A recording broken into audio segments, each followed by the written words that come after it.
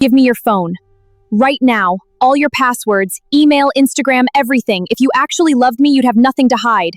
That's an interesting equation. A man who hands over his passwords doesn't earn trust. He purchases a temporary ceasefire.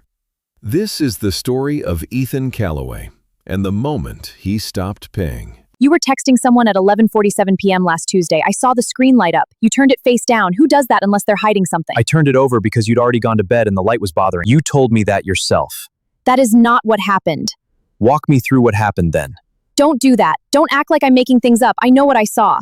You saw us architect your built afterward. Oh, so now I'm delusional? I'm constructing stories? I didn't use either of those words. You know what your problem is? You're this kind of person who always has to be the smartest one in the room. You talk in circles so that nothing ever lands on you. You've always been like this, private, closed off. You call it calm, I call it cowardly. Nodded. That's it? Noted? That is exactly what I mean. You're doing it right now. You described a trait. You called it a flaw. I acknowledged it. What response were you looking for? A real one, a human one, not whatever performance this is. I think you're angry that this conversation isn't going the way you planned. I'm angry because you won't just be honest with me. I've been honest with you since Tuesday. The position hasn't changed. My friends see it too, by the way. Emma said she always thought you were weirdly secretive. My mom, the first time she met you, she said there was something off, like you were managing everyone. I defended you every single time. What did you defend specifically? What? You said you defended me. I'm asking what the specific claim was that required defending. That you were cold, distant, that you made people feel like they were being audited. And you disagreed with them? Yes, I told them they didn't know you. Then something shifted and now their read is useful to you. I'm not weaponizing my mother. I didn't say weaponizing. You chose that word. Stop analyzing everything I say. You introduced 3 outside opinions into I'm following the structure you set. I passed on a job in Seattle for you. Do you know that? Do you ever think about that? $62,000 a year, and I stayed because you said we were building something. I gave up a version of my life for this, for us, and you can't even give me access to a phone. Maya, I remember the Seattle conversation. Then you know what I sacrificed. I remember you saying you didn't want to go, that the role wasn't the right fit and the city made you anxious. I have the text. I said that because I was trying to make it easier. I didn't want you to feel guilty. So you're telling me a decision you described as your own choice was actually a sacrifice, and the evidence for that is a private feeling you never expressed. You are unbelievable. That's a big leap between those 2 points. I cannot talk to you when you're like this. You've been talking, I've been listening, isn't communication. So that's it? You're just going to stand there? You have nothing to say to any of this? I'll say this once. You didn't ask for my passwords because you were worried about who I was texting. You asked because you wanted to establish a principle that your anxiety is sufficient reason for access. That's not trust, that's a different arrangement entirely. You're twisting it. You asked for a key to every room. You didn't ask because you thought I was cheating. You asked to see if I'd hand it over, to measure the ceiling on how much I'd give to keep the peace. That's not true. I asked because you were being secretive. That's insane.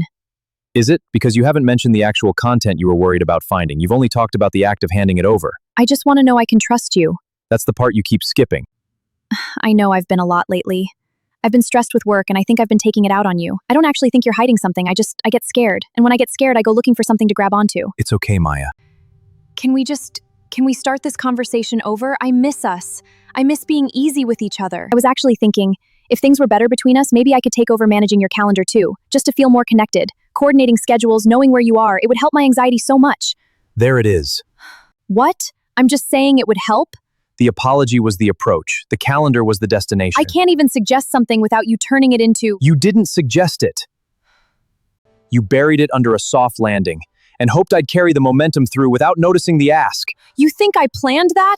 I think it doesn't matter whether you planned it. I'm not doing this anymore, Maya. What does that mean? It means this is the last version of this conversation I'm willing to have. Ethan, please don't. I know I pushed too hard. I know I said things that weren't fair. We can fix this. People fix things like this every day. Some things, sure. Then why not us?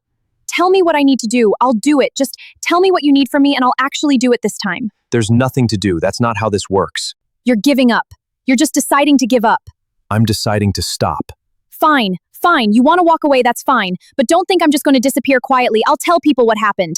I'll tell them exactly what kind of person you are. Cold, manipulative, impossible to love. See how that sits with your friends. I'll keep that. You think I won't? I think you'll do whatever you need to do.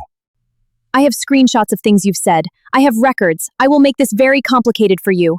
Then you'll make it complicated. Doesn't that scare you even a little bit? How are you like this? How are you not feeling anything right now? No. I love you. Okay, I actually love you and I don't know how to do this right and I mess it up every time and I know I do. But I love you. Doesn't that count? Doesn't that mean anything? It means something. It doesn't change the math. What math? What does that even mean? This isn't a math problem. You love me and you tried to dismantle my autonomy piece by piece. Both of those things are true. One doesn't cancel the other. So that's it. That's your answer. Logic, always logic. It's not logic. It's what I watched happen. Say something, Ethan. Look at me. Just say something. Tell me you hate me. Tell me I ruined it. Tell me anything. Ethan. He didn't slam it. That's the part people miss. There's a version of this story where he breaks, where he gives her the passwords, apologizes for things he didn't do, and manages her anxiety until it becomes the full-time occupation of his life. A lot of men are living that version right now. The Stoics had a word for the discipline of not reacting, apatheia, not indifference, not coldness, the refusal to let external chaos become internal weather. Ethan didn't win that argument. He recognized it was never an argument. It was an audition, and he decided to stop performing. If you've been in a room like that one, where the exits kept moving, you already know what this felt like. Not triumph, just air. If this story hit you, leave a comment with the word clarity. And if you're not already subscribed, do it now. More real Stoic stories for men drop every week.